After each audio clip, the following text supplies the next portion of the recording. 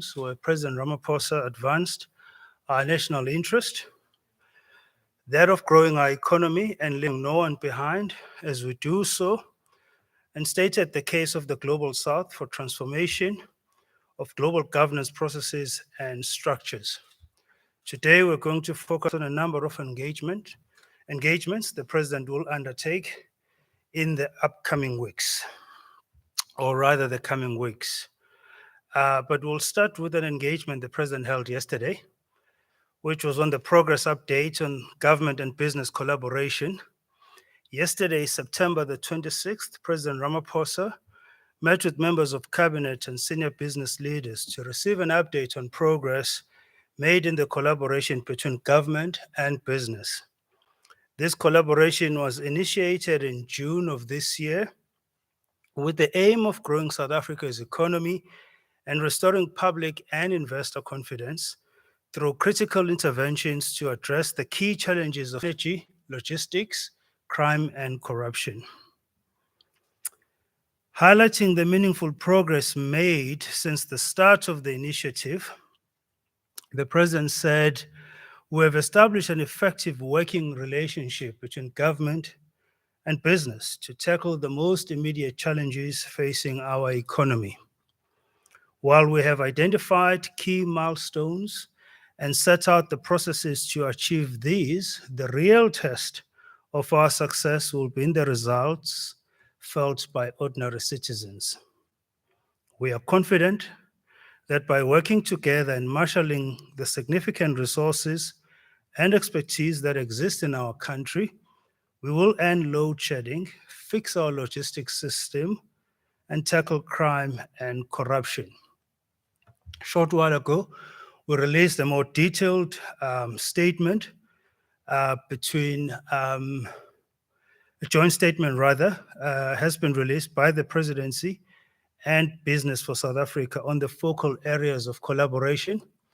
And I've invited today Mr. Martin Kingston, who is the chairperson of the B4SA Steering Committee, as well as Rudy Dix from the Presidency. They're both quite involved in driving forward the various focal areas of this collaboration. I've invited them to just join me to add a little bit of color and flavor to the engagement yesterday, and also to take any questions that colleagues who are present here and also who are joining us online would like to pose. Rudy, Martin, who will go first? Martin, do you want to come first since you're a guest here at the Union Buildings? You'll need to come up here, sorry. No, you'll be fine. Good morning, everybody, and thank you very much indeed, Vincent. So, as Vincent said, the meeting that took place yesterday was one in a series of meetings that we're now having every 6 weeks between the President, Cabinet Ministers, Director Generals, other key representatives from regulatory bodies and state-owned enterprises, and on the case of business, members of the Business for South Africa Steering Committee, the CEO sponsors who are overseeing the three work streams or focal areas from businesses perspective, and the key leads. It was an extremely productive meeting. We took stock of the work that's taken place thus far in the three areas of energy, transport and logistics, and crime and corruption.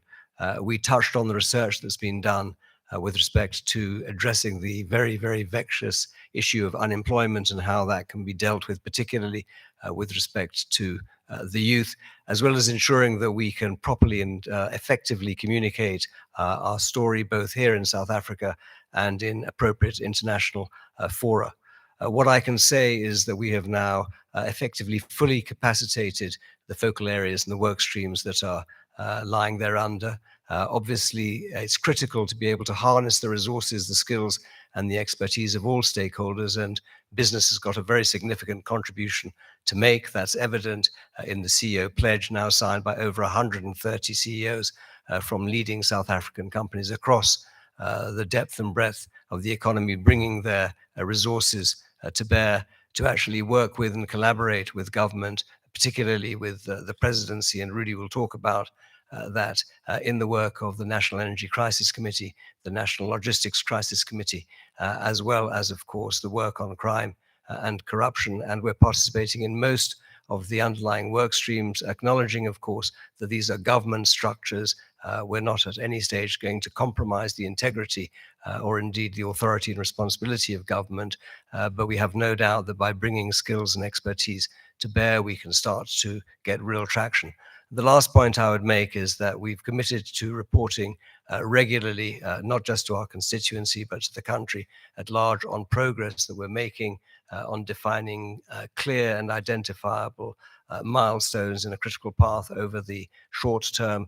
So, for example, bringing more megawatts onto the system, bringing the ability for our rail and port system and our road system to effectively transport our goods and indeed our people, and prosecuting cases in the criminal justice system, both in the public and indeed in the private sector, where we can bring, as I said, expertise and capacity to bear. The last point I'd like to make, if I may, Vincent, is that at the same time as the Energy Action Plan was announced last year, we mobilized the Resource Mobilization Fund to ensure that, again, we could help capacitate government directly where we go and procure specialist skills, and we then donate them to the Presidency to be deployed into the National Energy Crisis Committee or indeed into the National Logistics Crisis Committee. I think that capacitating these structures with the requisite skills where they're accountable in those cases to government, again, is a key ingredient to making sure that we can effectively progress. Thank you very much. Rudy, over to you.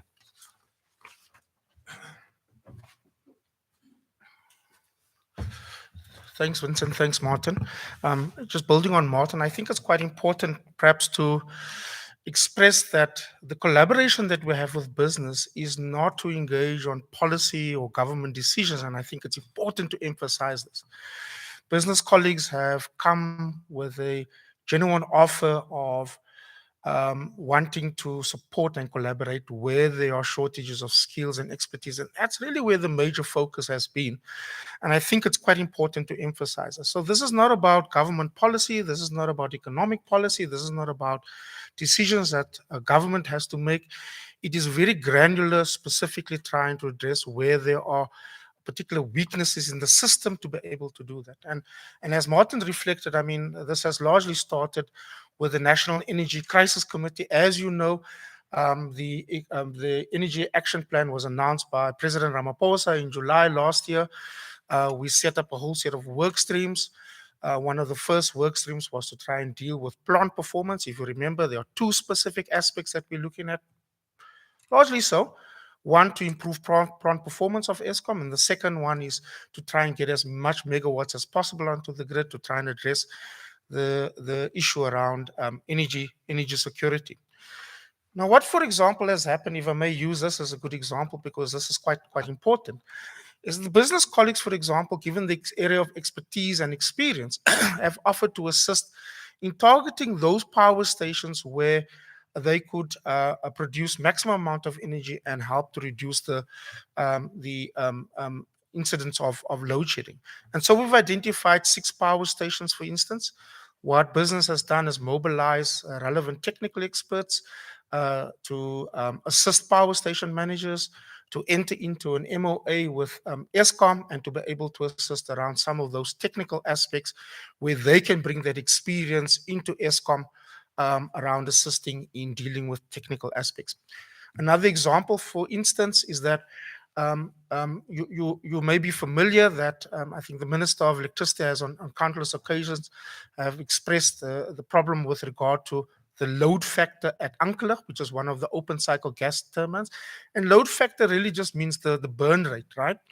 And so the ability to burn more diesel, of course, has not happened at Ankelag in particular, partly because it was not able to optimize its supply. And what we did do is to get a team from B4SA to do a diagnostics and provide a number of recommendations on how one could deal with the load factor and improve the burn rate from about 17% to about 26%. That exercise has been done. it is going through a process of the ESCOM management and board implementing those recommendations. A further example has been, for instance, you may know, of course, the 3 flus at Kusile 1, 2, and 3 had collapsed during the course of November last year. The business colleagues again had provided project management expertise, and this was taken up by ESCOM, where they were able to assist in dealing with project managing and ensuring that it is on time. I'm happy to announce that we're close to finalizing and switching on Kusile Unit 3. I understand that all the approval processes have been completed. But again, I've used 3 examples of where we think this kind of collaboration has been quite critical in getting business support to bring in the right team. Now, we're duplicating that. So given our experience of the energy action plan that we've done over the last year and the support that business provided, we are duplicating that because the second biggest constraint other than energy is our freight logistics system. And that means rail and ports, right? And we set up a similar structure, which, as Martin had said, is the National Logistics Crisis Committee. We're again developing a partnership model. It's not about policy. It's about specific instances where business can play an important role in developing and supporting interventions. And remember, there are 2 things here. One is the immediate intervention to improve volumes on our freight network, our rail freight network, and of course to make recommendations around how best business could assist in improving performance in the ports as well. And that's been quite critical. We set up an important team again to look at the immediate operational performances. Key business experts have been brought in. We're looking at 5 corridors, iron ore, manganese, chrome magnetite, coal, and the general container freight lines. And so specifically, we're looking at how do we deploy relevant experts that have been provided and are assisting from business to turn around those corridors so that we can improve volumes and improve, of course, the operational performance. At the end of the day, for both Transnet and for ESCOM, ultimately the decisions still arise. This is not intended to undermine the executive or the GCE or the board. The final decision remains with the board. It remains with the executive team of those 2 entities. What we are doing is to develop a collaborative effort where we're able to provide the level of expertise and they are able to learn and think on some of these interventions very, very differently. So those are kind of, some of the interventions, and in a very practical sense, when I refer to and Martin referred to collaborative effort, is good examples of where we think this has helped. And given our experience in energy and already the experience that we have in logistics, we can see these kind of changes happening. We need to, of course, move with greater pace. We need to move with speed. And I think this is precisely what the president had reflected. He wants to see us move much more faster and with greater speed to try and resolve some of these issues going forward. Vincent, I think that's probably okay with some of the introductory remarks. Perhaps over to you.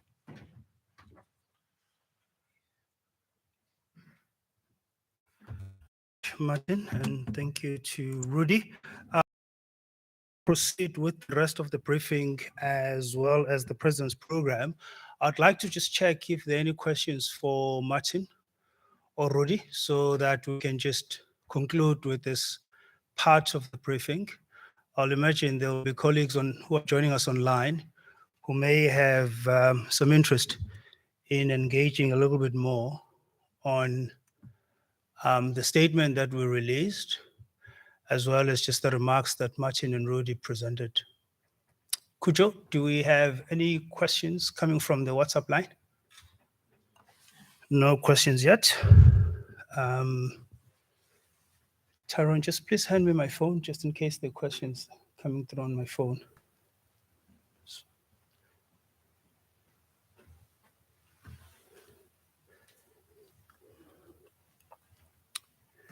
Okay, doesn't look like we have any questions for you, Martin and Rudy.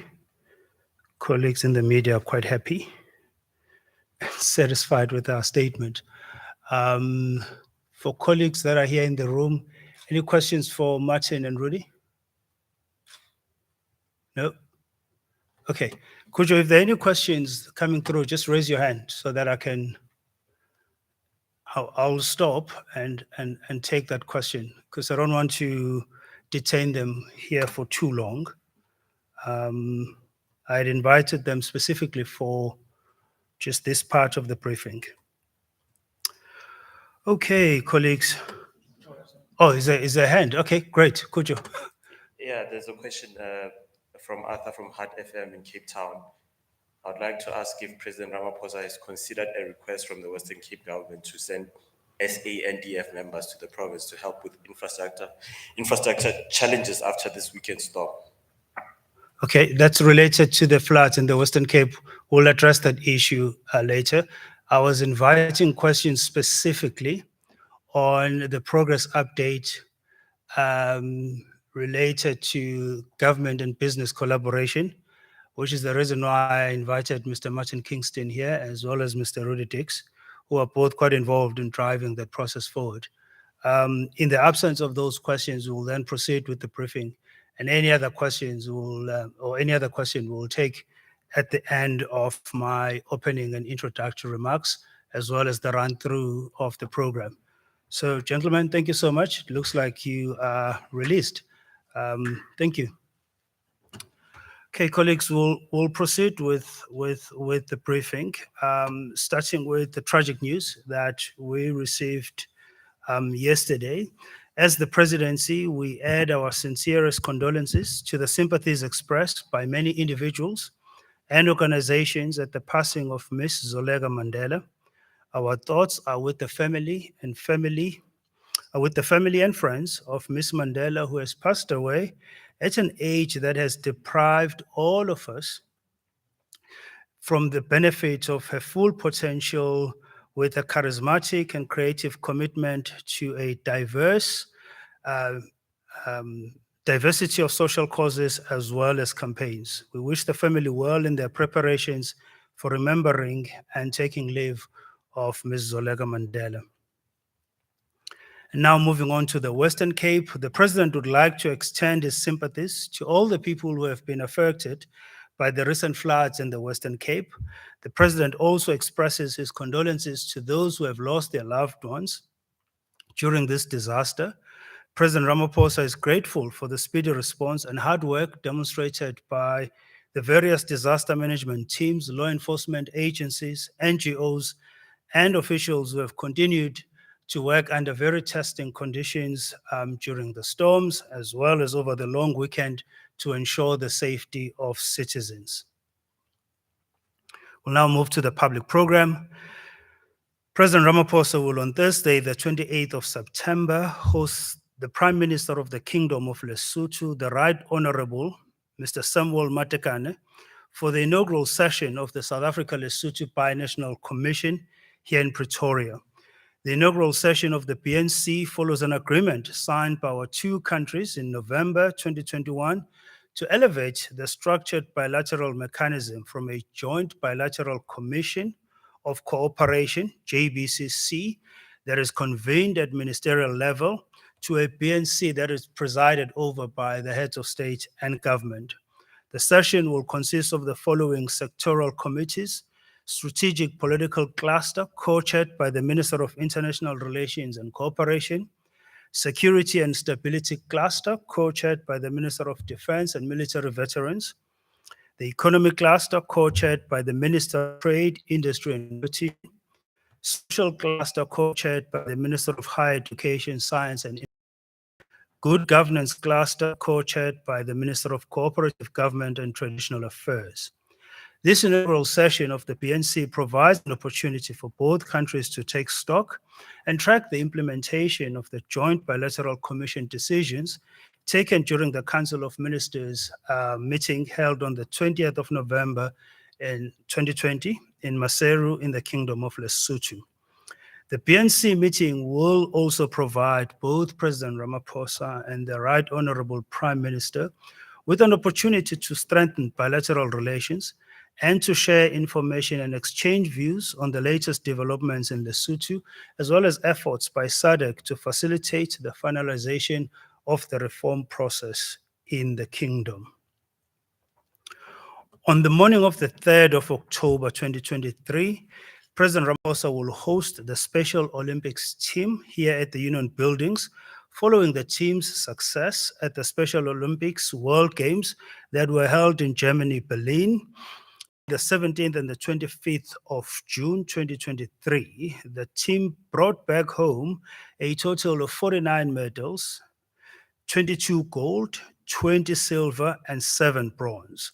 The interaction with the Special Olympics team is part of President Ramaphosa's ongoing commitment to encourage and celebrate excellence amongst South Africa's sportswomen and men, and the President's recognition of the role of sports in uniting our nation and forging social cohesion. On that same day, on the 3rd of October, the President will receive letters of credence from heads of mission designate at a credential ceremony in Pretoria. Letters of credence are official diplomatic documents presented to the President by heads of mission designate to mark the beginning of their ambassadorship. The ceremony is a platform where newly nominated diplomats from our continent and other parts of the world outline relations between our two countries and the objectives for strengthening partnership. The event will be held at the Sefago Makgatho Presidential Guest House, and pool media arrangements will be made for the coverage. On the 5th of October, President Ramaphosa will preside over the launch of the Border Management Authority, the BMA, in Musina in the Limpopo province. The launch of the BMA follows its formal establishment and assumption of its status as a Schedule 3A public entity on the 1st of April 2023. The establishment of the BMA means South Africa now has an integrated border management platform with a single command and control with which to support the attainment of secure borders, safe travel, and trade. The President will be joined by the members of the Interministerial Coordinating Committee on the BMA and the Border Technical Committee. The President will also tour the Beit Bridge border port of entry and later address guests during a ceremonial parade at the Musina showgrounds. President Ramaphosa has recently assented to the following 4 acts: the Land Court Act, the Traditional Courts Act, the South African Post Bank Limited Amendment Act, and the repeal of the Transkei Penal Code. Starting with the Land Court Act. The Act establishes a specialist and permanent land court, which will replace the Land Claims Court, which was a court with a very limited lifespan. This means permanent judges of the Land Court can now be appointed. The Land Court will have exclusive jurisdiction and power in respect of a number of aspects which have a bearing on land, and more specifically on restitution claims arising from the Restitution Act.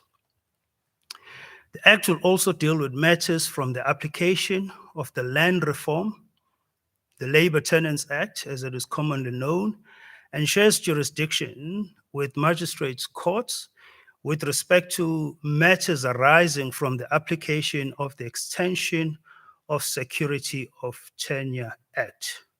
The Land Court will also resolve challenges that were experienced under these other acts, such as backlogs and land claims, and dispute resolution mechanism when disputes arise. The Traditional Courts Act, which has also been signed with the President, is premised on the constitutional recognition of traditional leadership as well as customary law. Section 211 of our Constitution obliges the courts to apply customary law where that law is applicable. Traditional courts exist, and it is constitutionally essential that they be aligned with our new constitutional dispensation.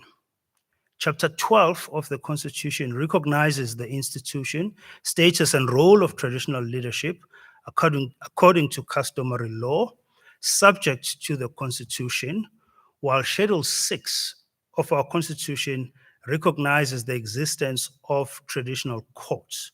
Therefore, the Act aims to improve access to justice services by enhancing the effectiveness, efficiency, and integrity of traditional courts for purposes of resolving disputes with the view to promoting social cohesion, coexistence, peace, and harmony.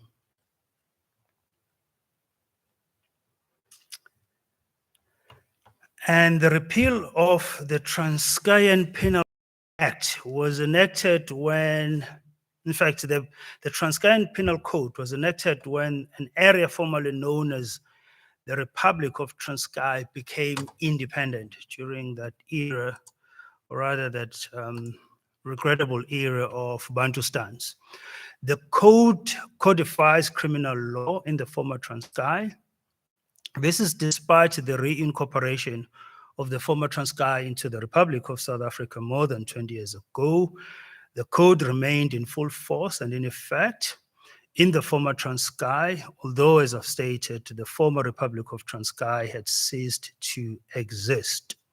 The new act repeals this code. It gives effect to the right to equality before the law, which presumes the uniform application of the criminal law in the Republic, requires the state to ensure that there is a uniform system of criminal law and that there are no parallel laws that regulate the same subject matter in different parts of the country. And finally, on these acts, the South African Post Bank Limited Amendment Act that seeks to amend the South African Post Bank Limited Act of 2010 so as to adjust the establishment and the shareholding arrangements for the Post Bank through the creation of a new banking controlling company. The bill provides for the transfer in shareholding for the Post Bank from the South African Post Office SOC Limited to the government and the creation of a bank controlling company, the Post Bank SOC Limited.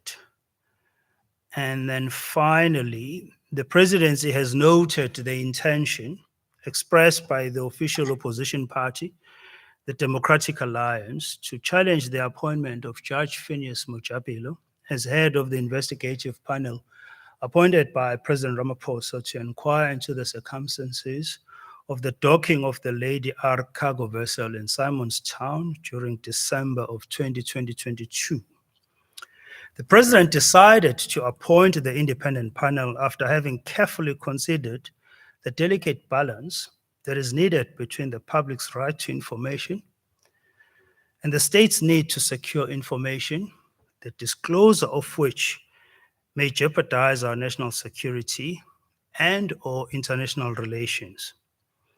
Hence, the president decided to appoint an independent panel rather than a commission of inquiry as provided for in terms of Section 84(2)(f) of the Constitution of the Republic. The president carefully considered his decision to appoint a judge to head the panel, or rather, let me say a retired judge to head the panel. President Ramaphosa acted within the law in doing so, and we are quite confident that this appointment will withstand scrutiny. In its politically motivated court action, the DA wants to undermine the country's national interest, failing to appreciate the importance of resolving this matter in a manner that is credible and expeditious. The DA is failing to appreciate the damage this issue has caused to our economy and potentially to very important diplomatic relations, which are now repaired as a result of the level of credibility that is attached to the panel and its work, the outcome of the investigation, and the intensive amount of diplomatic work that has been conducted to date and is still being managed. Okay, colleagues, that brings me to the end of the program as well as opening remarks. I'll be happy to take questions.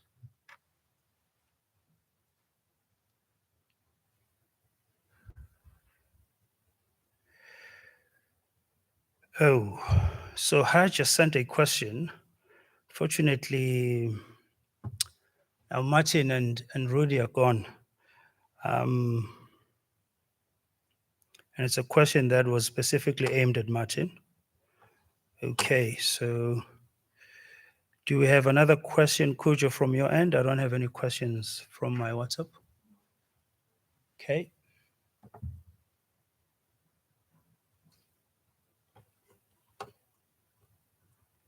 Looks like we're done with our briefing. Let me just double check one last time. Oh, there was that question, Kujo, earlier on about the deployment of the South African National Defence Force to the Western Cape. We noted that indication or the intention to make that request from the provincial government of the Western Cape to the president. I'm quite certain that considering the scale and magnitude of the destruction in the Western Cape, once that paperwork lands in the president's desk, the president will look at it quite favorably. And I noted that the request was going to be specifically around the engineering core of the South African Army. So, as I mentioned earlier on, we were quite aware of the extent of the damage that has occurred in the province, the destruction to the infrastructure, as well as people's properties. And as soon as the province dispatches that correspondence, the president will look at it and will look at it with a favorable eye. Okay. Okay. All right, colleagues. That concludes our media briefing. Thank you very much. Until next time.